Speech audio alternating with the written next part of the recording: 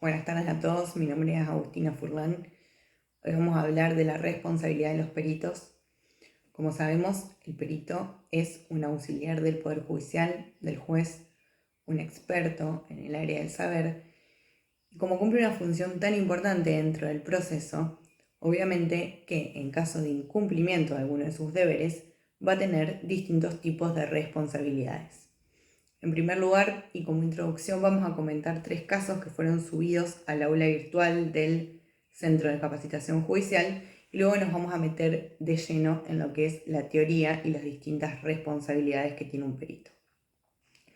El primer caso fue publicado por el diario La Capital, se titula Papelón de un perito durante un juicio de femicidio. Fue un hallazgo muy importante realizado por el doctor Luis Echapapietra, que era el fiscal de esta causa, ya que la defensa convoca a un experto en criminalística para impugnar las pericias balísticas y de rastros.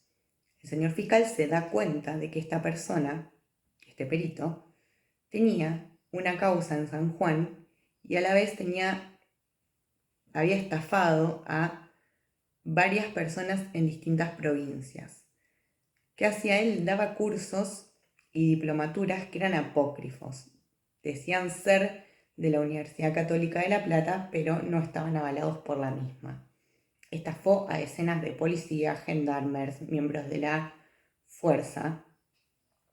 Y cuando el fiscal le pregunta si era esta persona, él lo reconoce en esa misma audiencia de juicio. Este señor, el señor Fernández, había sido director de la licenciatura en criminalística y convocaba para sus charlas a grandes profesionales. Pero lo que no sabían estas personas, ni las personas que estaban inscriptas en estos cursos, eran lo que dije antes, que estos eran apócrifos. Me parece muy importante leerles una frase que dijo el fiscal cuando sale de la audiencia, porque es muy importante para que la tengan en cuenta como peritos. Establece, un perito necesita ser impecable para impugnar. Veremos en adelante qué credibilidad se le asigna a alguien que tiene causas en varias provincias por estafa. Es muy importante esta frase, un perito necesita ser impecable para impugnar. El segundo caso tiene que ver con un incidente de nulidad del año 2009 de la Cámara de Apelaciones en lo criminal y correccional, donde, dentro de lo que fue una pericia caligráfica, se omitió notificar a la defensa de la misma. El artículo 248 establece que siempre hay que notificarle a la otra parte, que sería en este caso a la defensa, salvo que sea un caso de suma urgencia o una indagación simple. Entonces acá vemos cómo, por no cumplir con las normas que nos establece el Código Procesal, muchas veces pueden ser nulas las pericias que realice cualquier perito. Y tenemos un tercer caso que es de una psicóloga de Tandil, una licenciada en psicología que fue amonestada y sancionada por el Colegio de Psicólogos de la provincia de Buenos Aires por varios motivos, pero en sí y fundamentalmente el uso indebido de técnicas con menores para entrevistar, más que nada lo que fue la cámara Gesell, si lo pudieron leer, y también por falta de ética. La psicóloga intervenía en un caso donde se discutía la tenencia de un niño y a su vez había todo un tema de abuso de menores en el medio. Entonces, no solamente se la cuestiona por estos métodos que ella utilizó, más que nada porque dice que la niña fue inducida en lo que fue la cámara Gesell, que sus informes fueron bastante subjetivos y parciales, sino también porque además la misma hizo un comentario en un diario del caso que estaba tratando. Entonces, dentro de todos los motivos por los cuales fue sancionada por su colegio, porque estaba violando normas de ética y de la forma de trabajar, que es la forma que establecen cada profesión en sí tiene distintos parámetros de cómo debería trabajar un profesional. Se le criticó mucho este uso indebido de las técnicas. Además, se la sancionó por violar el secreto profesional, por el tema de la ventilación de todo este conflicto. En los medios periodísticos también se habla de un panfleto que ella mandó por mail. También se la criticó por arrogarse el carácter de perito sin serlo y por dar opiniones subjetivas y completamente parciales dentro de una causa. A su vez también la misma era la psicóloga del niño y del padre cuando se estaba discutiendo un caso de tenencia. Ahora vamos a pasar a los distintos tipos de responsabilidad. Los voy a enumerar en una dispositiva. Voy a ir pasando dispositivas a medida que voy hablando o tocando distintos temas para que los puedan leer bien. Yo igualmente voy a subir un PowerPoint después, posteriormente, a lo que es el aula virtual para que puedan sacar todos los conceptos y todas las cosas que ustedes necesiten.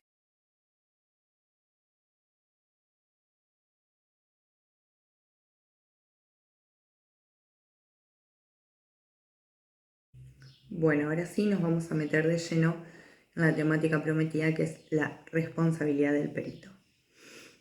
Como dije anteriormente, el perito es un auxiliar del juez, un auxiliar del Poder Judicial y es un experto en un área del saber determinado. Muchas veces los dictámenes que emiten los peritos son importantes y esenciales para poder decidir un pleito. Entonces surgen una serie de cuestionamientos que son: ¿qué pasa si el perito pierde la documentación? ¿Qué pasa si el dictamen del perito es equivocado en su contenido? ¿O qué pasa si este dictamen es incompleto?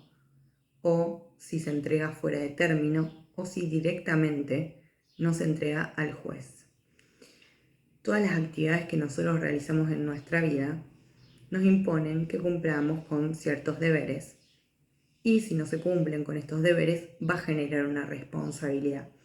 Así, si yo con mi auto choco a una persona, voy a tener responsabilidad penal por las lesiones o el homicidio culposo que pude haber cometido, y a su vez voy a tener una responsabilidad civil. Voy a tener que indemnizar a la persona por el daño que le ocasioné.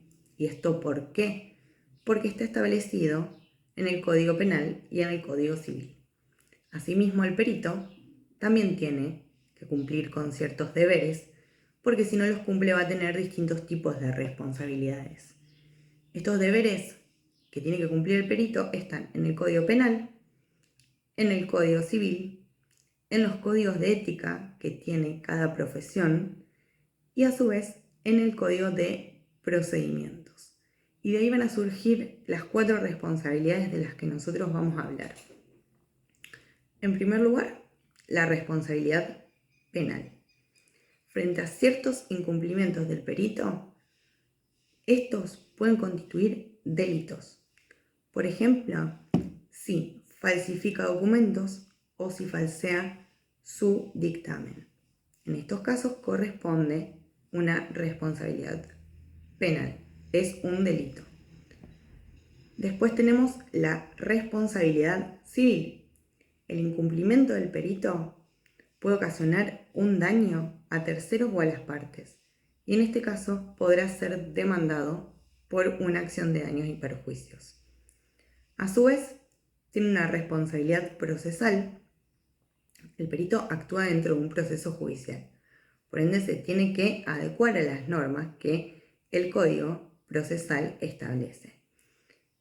Estas normas también establecen sanciones en caso de incumplimiento, que son, por ejemplo, que lo saquen de la lista de peritos, multas o que sea reemplazado por otro perito. Y a su vez, el mismo también va a tener responsabilidad ética o disciplinaria. Cuando un perito no cumpla con el código de ética de su profesión que establece, o sea, normas éticas que establece cada profesión, puede ser sancionado por su colegio al cual pertenece por no cumplir con las mismas, por el colegio o por el consejo profesional a través de lo que es su tribunal de ética. Bueno, ahora que establecimos cuáles son las 4 responsabilidades, vamos a ir una por una explicando cómo se configura cada una de estas responsabilidades y vamos a dar un par de ejemplos para que ustedes puedan tener en cuenta.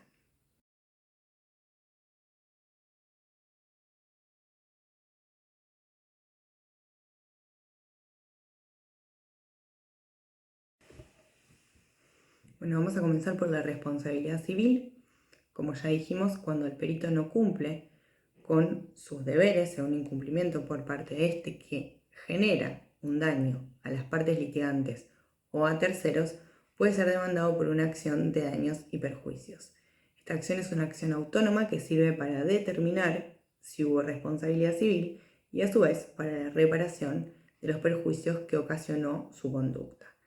Así como al médico se le puede iniciar un juicio por mala praxis si el paciente fallece, o a un abogado si pierde un juicio por su culpa, o a un arquitecto si un edificio se derrumba, también se puede iniciar un juicio a un perito cuando por su dictamen le genere un perjuicio, ya sea a las partes o a terceros. Igualmente, en nuestra legislación civil, para que se dé la responsabilidad, se necesitan 4 requisitos, que son, en primer lugar, la antijuricidad, en segundo lugar, culpa o dolo, en tercer lugar, el daño y en cuarto lugar, el nexo o relación de causalidad. La antijuricidad, que es el primer requisito, conducta antijurídica, es la que es contraria al ordenamiento jurídico, es decir, a las leyes administrativas, penales, civiles, etc. Es decir, a cualquier ley. Esto se puede dar por un incumplimiento del contrato o por el daño al deber genérico de no dañar, o sea, el incumplimiento del deber genérico de no dañar. En segundo lugar, tenemos el dolo o la culpa. Vamos a empezar por la culpa. La culpa es cuando el perito no tiene la intención deliberada de hacer un daño, pero no actuó como hubiese debido actuar. Para que se dé la culpa, se pueden dar 3 supuestos. La impericia, que es el desconocimiento técnico o científico, cuando no se tiene el conocimiento básico para realizar la función encargada o la función a la cual fue asignada. Después tenemos la imprudencia, que es cuando se hace más allá de lo que se debería haber hecho. Es decir, el sujeto obró precipitadamente y sin medir las consecuencias. Un ejemplo de esto es cuando las conclusiones que emite el perito van más allá de lo que es el conocimiento científico aceptado. O por ejemplo, cuando estas conclusiones que pone en su dictamen son o van más allá de lo que es la seriedad, la objetividad, la imparcialidad o la sensatez. Y por último tenemos la negligencia, que es cuando el sujeto omite cierta actividad que debería haber hecho para evitar la realización de este daño. Es decir, hace menos de lo que debería haber hecho. Un ejemplo en un caso de un perito es que no se consulte para evacuar o para realizar un dictamen los antecedentes de autos o los distintos informes, los exámenes, pruebas.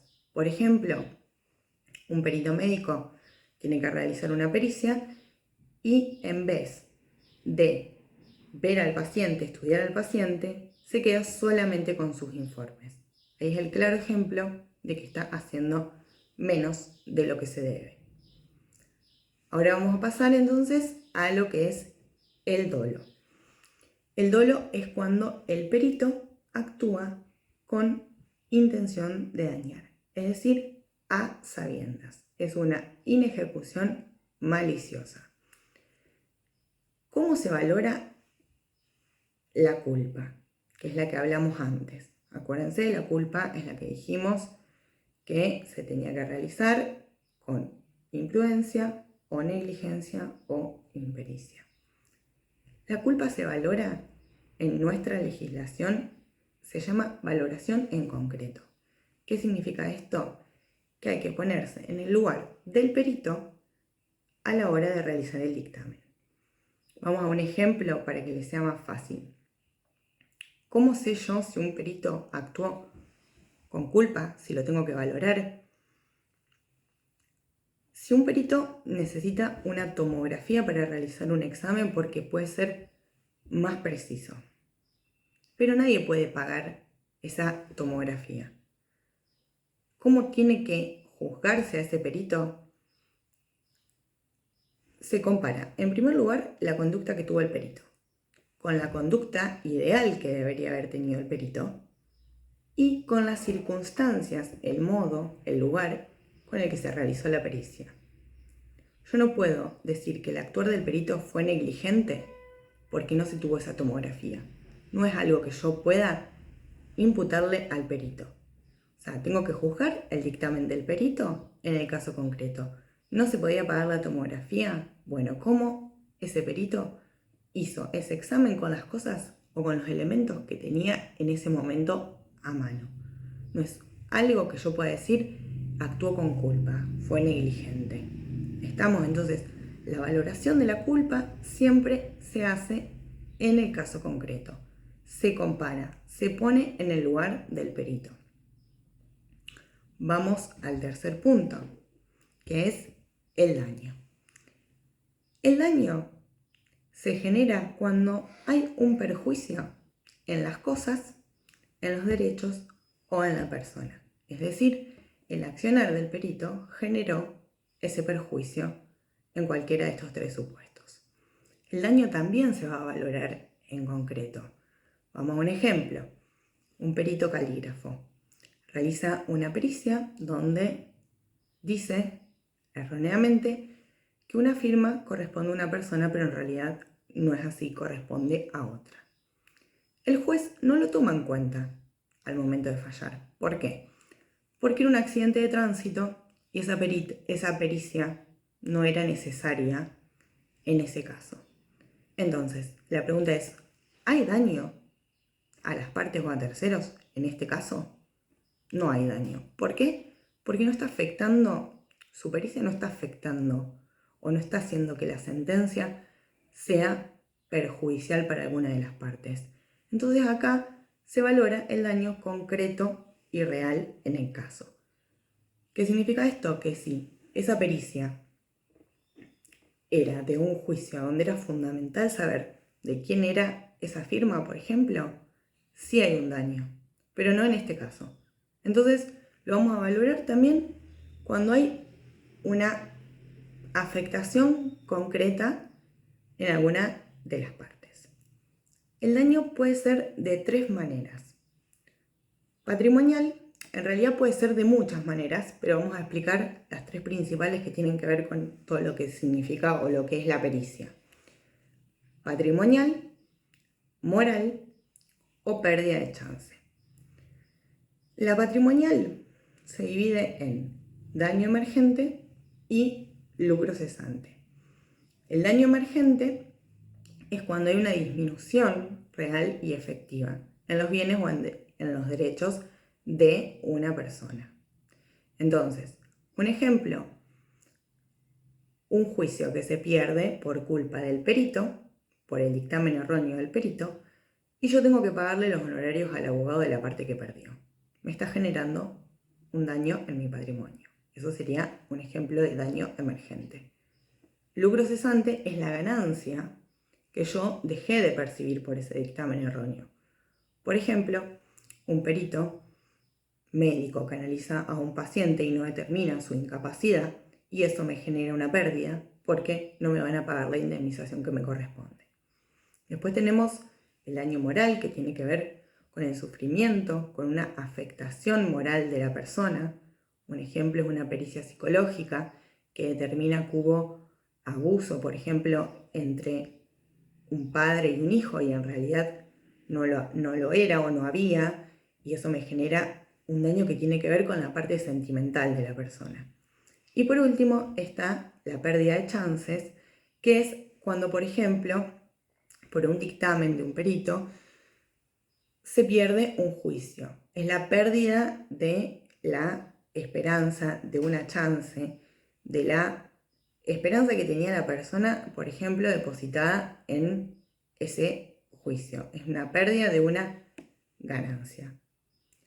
Ahora vamos a pasar a lo que es el filtro judicial, la cosa juzgada y la responsabilidad del Estado.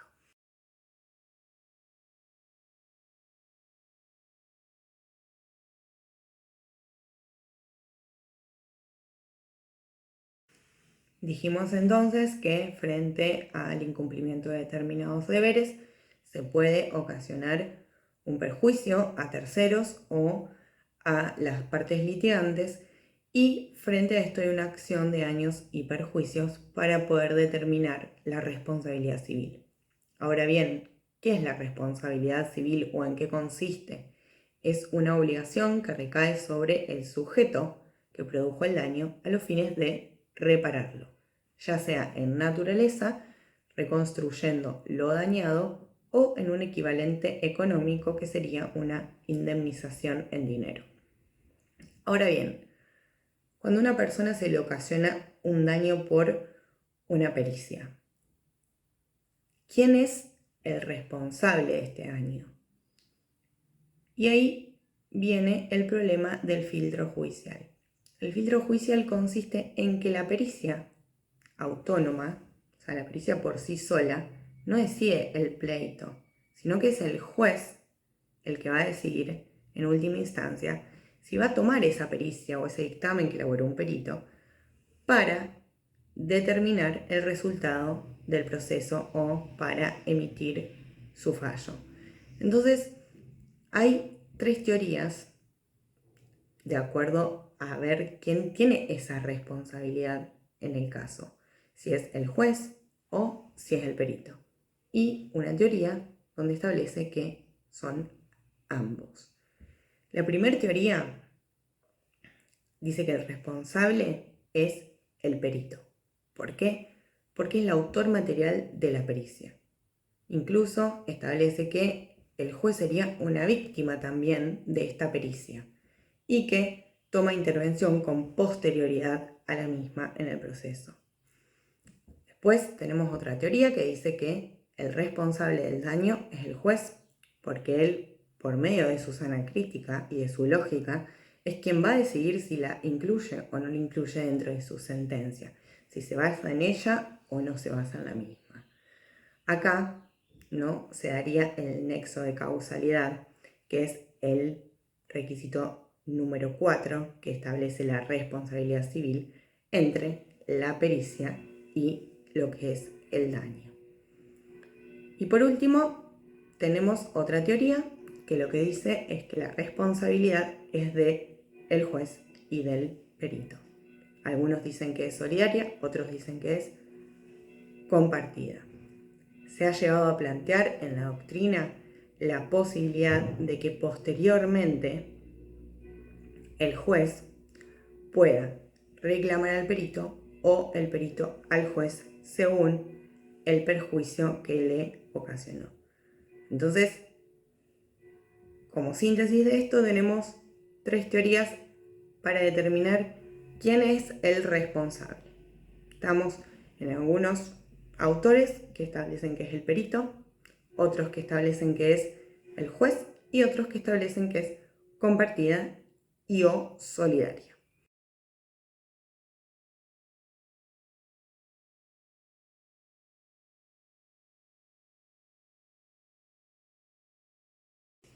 La cosa juzgada está relacionada con lo que es el filtro judicial. Se dice que para poder demandar civilmente a un perito hay que remover el obstáculo de la cosa juzgada previamente. Ahora bien, ¿qué es la cosa juzgada? Implica que una sentencia dictada en juicio no podrá ser cambiada ni modificada. Se considera una verdad irrefutable, esté equivocada o no. Por ende, cuando una persona considera que sufre un daño, un perjuicio, porque la sentencia se basa en un dictamen erróneo del perito, previamente necesita interponer una nueva demanda y que un juez revoque esa sentencia anterior, porque si no el perito puede decir que hay cosa juzgada, que es una verdad irrefutable. Entonces, para que quede claro, previo hay que remover ese obstáculo, hay que remover la cosa juzgada. Se necesita una sentencia posterior que diga que ese dictamen que motivó la sentencia y que las sentencias son erróneas. Vamos a un ejemplo práctico. En caso de que un perito médico haga un informe o un dictamen que sea fundamental para establecer que una persona es insana y a la misma se le quite la administración de sus bienes. Después, las partes verifican que el perito fue negligente porque se basó en exámenes médicos, pero nunca entrevistó a la persona. Si demanda al perito, va a interponer la cosa juzgada. Entonces, ¿qué va a necesitar? Que haya otra sentencia posterior que diga que ese examen está equivocado y por ende la sentencia es errónea y se revoque. Ahora bien, lo de la cosa juzgada no vale para, por ejemplo, casos donde el perito haya perdido documentación o no haya concurrido a los lugares que necesitaba ir para poder realizar la pericia. En estos casos sí se puede interponer una acción posterior contra el perito o contra el Estado, pero no la cosa juzgada. Asimismo, en caso de que el perito haya realizado un examen que sea incompleto y que el juez se haya apartado del mismo, y la parte considere que si ese examen o esa pericia se hubiese realizado de forma adecuada, se podría haber obtenido otro resultado en el juicio, acá lo que se puede interponer es posteriormente la pérdida de chance, pero tampoco se podría interponer la cosa juzgada. En síntesis, podemos decir entonces que para demandar civilmente a un perito por un dictamen erróneo, se necesita que haya otra sentencia que diga que esa sentencia y que ese dictamen son incorrectos. Es decir, eso es lo que significa remover el obstáculo de...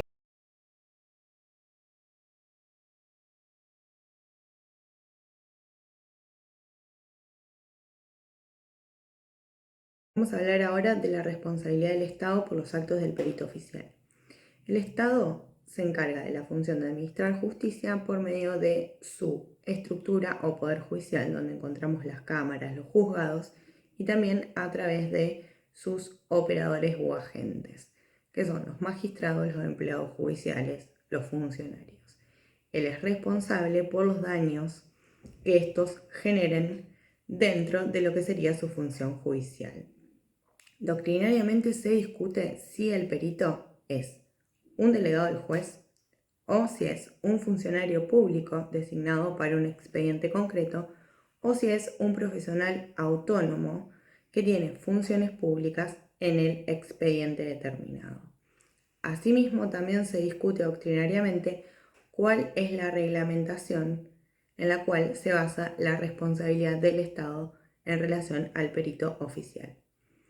Más allá de estas discusiones y de la naturaleza jurídica del perito, lo que hay que tener en cuenta es que la doctrina y los distintos autores en lo que sí coinciden es que frente a una responsabilidad por un daño que genere un perito, el Estado es responsable solidariamente. Es decir, una persona que quiere demandar a un perito de oficio puede también hacerlo conjuntamente demandando al Estado.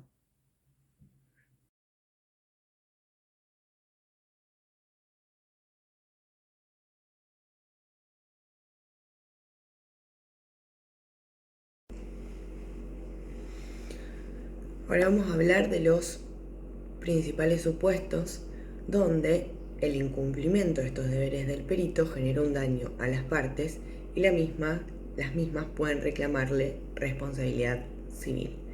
Estos supuestos no son taxativos, sino que vamos a enumerar los principales. El primero es cuando hay un dictamen pericial con información errónea en su contenido. Es decir, el perito en su dictamen da por cierto hechos equivocadamente y llega a un dictamen o a conclusiones erróneas. El juez toma este dictamen y va a originar que se dicte una sentencia equivocada. Entonces, ¿qué sucede? Las partes lo que pueden hacer es reclamarle al perito el daño principal, que sería basado en lo que es el daño emergente y también la pérdida de chance de ganar el juicio. Asimismo, se puede dar otro de los supuestos, que es el dictamen pericial que no pudo ser emitido por el perito. Se puede dar que el perito pierda documentación importante de la causa y por ende no solo no va a poder realizar el dictamen, sino que a su vez ni el juez ni las partes van a poder analizar o contar con documentación importante para poder valorar los hechos por los cuales se interpone esa demanda. Entonces, en primer lugar es la pérdida de esa documentación. Y en segundo lugar, se puede dar que el perito haga un informe incompleto e inacabado porque o no asistió a alguna diligencia o porque, por ejemplo, alguna diligencia pericial, alguna compulsa, o porque asistió a algunas sí y a otras no. Y esto origina que su informe no sea completo. En tercer lugar, y el tercer supuesto, es el dictamen pericial que no pudo ser valorado por el juez. ¿Qué pasa? El juez, el perito, elabora un dictamen que es incompleto e inacabado. Entonces el juez se aparta, y está bien que se aparte, porque no puede utilizar este dictamen si no tiene todas las cosas que él va a necesitar para poder tomar una decisión. Por lo tanto, la sentencia va a ser correcta. Ahora bien, al no poder haber contado con ese dictamen, la parte perjudicada, la parte que pierda el juicio, por culpa de este dictamen que no fue realizado de manera completa, puede reclamarle este daño al perito. Y a su vez, el cuarto punto son las observaciones, impugnaciones y aclaraciones que no fueron contestadas por el perito. Las partes y el juez, una vez que el perito presenta su dictamen, pueden solicitar que el mismo haga algunas aclaraciones o observaciones, o pueden impugnar ciertos puntos de los dictámenes. Entonces, el perito no los contesta y esto va a originar que también las partes puedan reclamar al perito la responsabilidad civil, ya que no se contó con ese dictamen completo o con esa aclaración pedida. Entonces esto les está originando un perjuicio.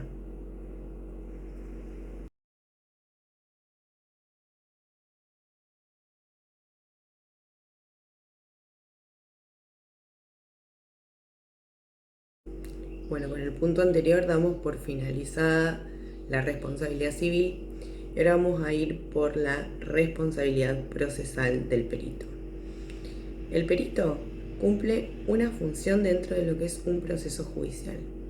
Por lo tanto, frente a determinados incumplimientos de sus deberes, el mismo va a tener una responsabilidad procesal donde el juez, ya sea a pedido de parte o de oficio, puede imponerle determinadas sanciones. Estas sanciones están previstas en el Código Procesal Civil y Comercial de la provincia de Santa Fe. Vamos a analizar dos casos donde se prevén sanciones. En primer lugar, es la no aceptación del cargo o nombramiento del perito, y en segundo lugar es cuando el perito no entrega su dictamen o lo hace de manera incompleta.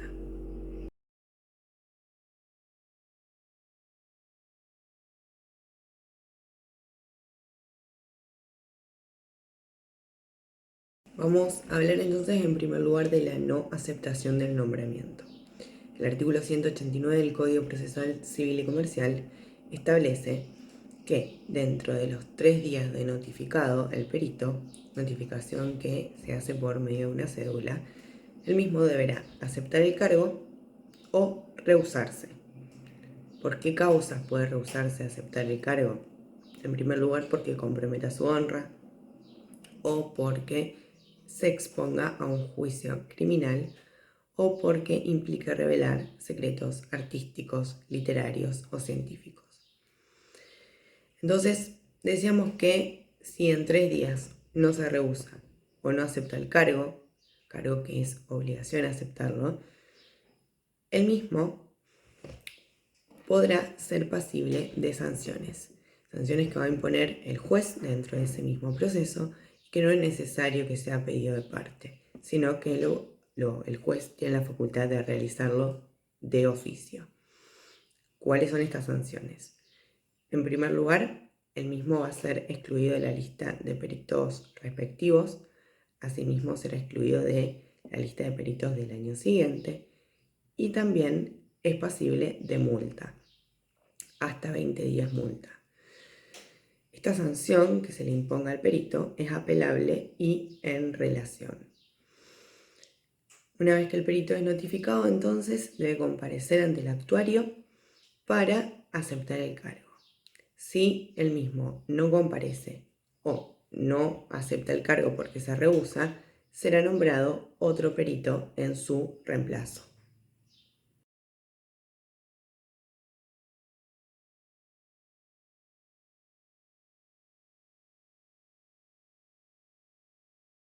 Vamos a hablar ahora de el segundo supuesto de responsabilidad procesal del perito, que es la falta de presentación de su dictamen. El artículo 194 del Código Procesal Civil y Comercial establece que cuando el perito vencido el término no presente su dictamen, el mismo será reemplazado. Asimismo, es pasible de multa, 20 días multa, y será excluido durante ese año de la lista de peritos. Este auto que disponga la exclusión y la multa es apelable y en relación. Asimismo, respecto al plazo que tiene o al término que tiene para emitir su dictamen o presentar ese dictamen, no hay en la ley fijados máximos o mínimos, sino que el mismo lo va a fijar prudencialmente el juez de acuerdo a la materia que se trate o a la importancia que tenga esa pericia. Asimismo, es importante saber que el plazo comienza a correr desde la aceptación del cargo, en caso de que sean 3 peritos, desde la aceptación del último de estos. Y hay que tener en cuenta que la jurisprudencia lo que establece es que previamente a aplicar un apercibimiento a alguno de los peritos por no presentar su dictamen, tendrían que intimárselo. Asimismo, también la jurisprudencia considera que sean los incumplimientos procesales cuando se muestra desinterés por parte del perito para realizar su dictamen. Esto se ve en ciertos casos como, por ejemplo, retirar el expediente por mucho tiempo o rehusarse de contestar las aclaraciones que se le piden o, por ejemplo, pedir reiteradas veces ampliación del plazo para poder realizar su dictamen.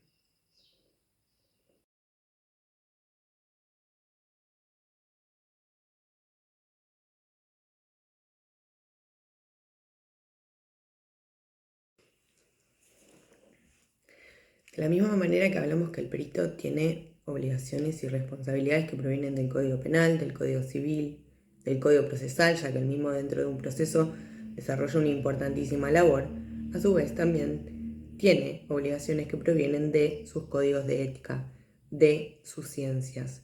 Hablamos de ciencia específicamente de la deontología, que es la ciencia que establece los deberes y los principios que rigen o afectan a una determinada profesión. Entonces, ¿qué va a suceder? Que cuando un perito viole las normas de la ética que establecen los códigos de ética de cada colegio, van a ser sancionados por su propio consejo profesional, colegio profesional, a través de un tribunal de ética. Así el arquitecto será sancionado en caso de violar las normas de la ética que le impone su profesión por el Colegio de Arquitectos, el médico por el Colegio de Médicos, y así sucesivamente con las distintas profesiones. Este es el caso que vimos en el primero cuando arrancó esta clase, que se expuso el de la psicóloga, donde al violar normas que tienen que ver con el desempeño de su función, el Colegio de Psicólogos decide imponerle una sanción. En este caso se amonestó a la misma por el uso indebido de técnicas con menores y a su vez porque consideraron una falta de ética ventilar hechos que se produjeron dentro de un proceso y que afectaban a un menor determinado.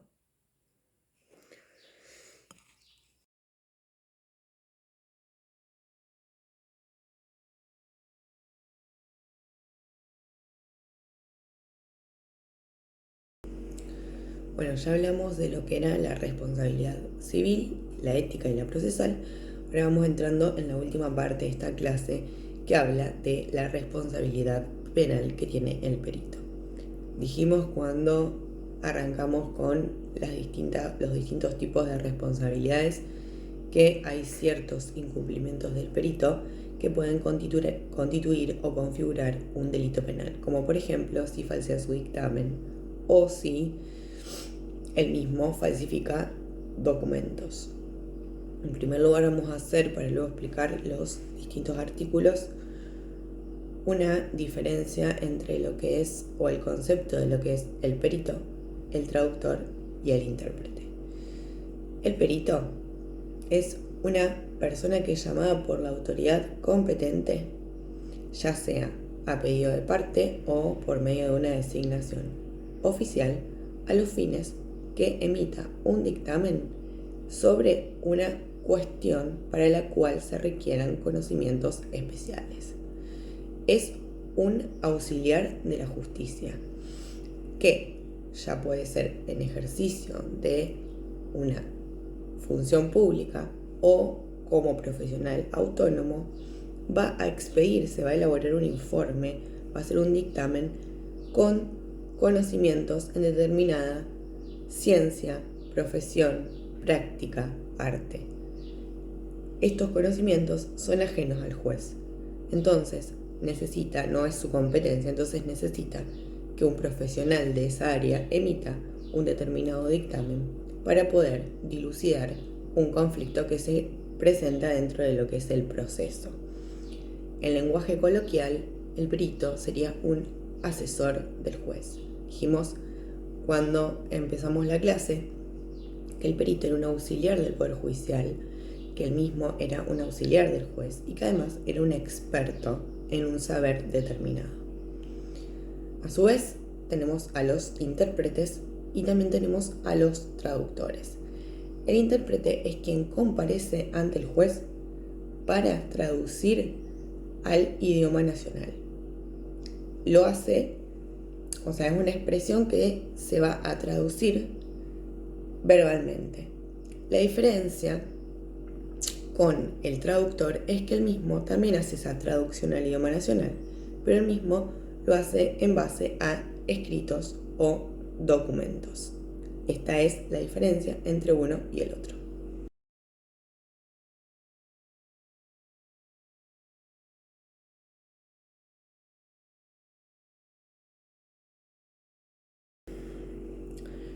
El Código Penal, en su artículo 243, establece que será reprimido con prisión de 15 días a un mes a la persona que sea citada a declarar como testigo, perito o intérprete y se abstenga de comparecer o de prestar declaración o exposición respectiva.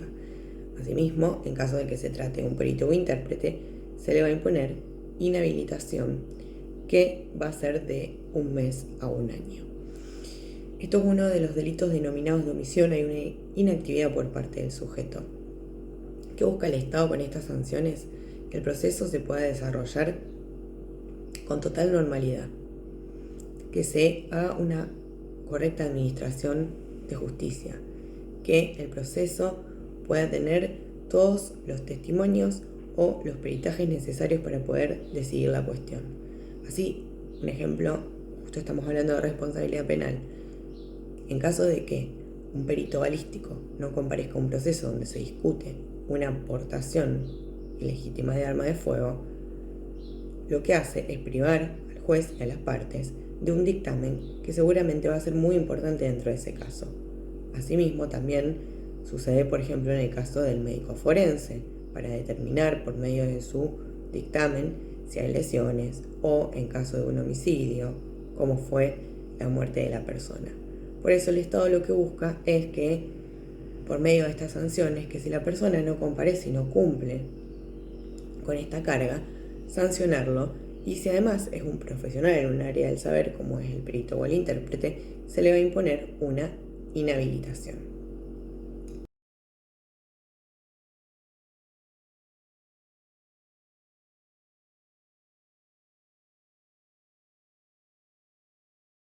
Vamos a analizar lo que dice el artículo 275 del Código Penal, que habla de lo que es el falso testimonio. Este se encuentra dentro del capítulo 12 y establece que será reprimido con prisión de 1 mes a 4 años el testigo, el intérprete o el perito que, por medio de su interpretación, traducción, deposición o informe, afirmase una falsedad o calloniegue la verdad en todo o en parte, hecho ante una autoridad competente. Asimismo, si el falso testimonio se comete en una causa criminal en perjuicio del inculpado, la pena será de 1 a 10 años de prisión y de reclusión. En todos los casos, se va a imponer inhabilitación absoluta por el doble del tiempo que dure la condena. ¿Qué es lo que busca proteger el Estado por medio de imponer esta penalidad al testigo, al intérprete o al traductor que realice un falso testimonio? La doctrina mayoritaria dice que lo que busca es el buen funcionamiento de la actividad jurisdiccional, proteger la administración de justicia. Esto tiene lógica y se corresponde con lo que dice Edgardo Dona, que es un jurista, que establece que lo que busca es la protección de la pureza de la prueba. Entonces, ¿qué hace el Estado? Sanciona a la persona que atente contra esa pureza de la prueba, porque el juez va a valorar según lo que se aporte. Entonces, si una persona está incurriendo en el delito de falso testimonio, no va a poder ser valorado de manera correcta por el juez. Por eso se dice que se busca la protección de esta pureza de la prueba. Este es un delito de propia mano, es un delito que sus autores están enumerados en el mismo artículo, dice intérprete, traductor o perito. A su vez, es un delito que se consuma con la interpretación, la traducción, la deposición o el informe. No admite la tentativa porque es un delito de peligro abstracto, y otra cosa que es importante es que solamente es punible en su forma dolosa, no admite la figura de la culpa.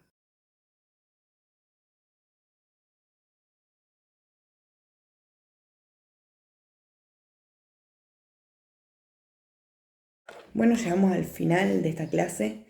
Espero que hayan podido entender y que haya quedado claro los 4 tipos de responsabilidades que fuimos desarrollando. Igualmente, por cualquier consulta, yo les voy a dejar mi mail, estoy a su disposición para lo que necesiten. Quiero agradecerles por haberme escuchado. Les voy a dejar un PowerPoint subido al aula virtual del centro de capacitación y una mini evaluación a grosso modo para ver si quedaron claros los conceptos principales. Quiero agradecerles de nuevo entonces por haberme escuchado y al centro de capacitación por haberme convocado. Muchas gracias.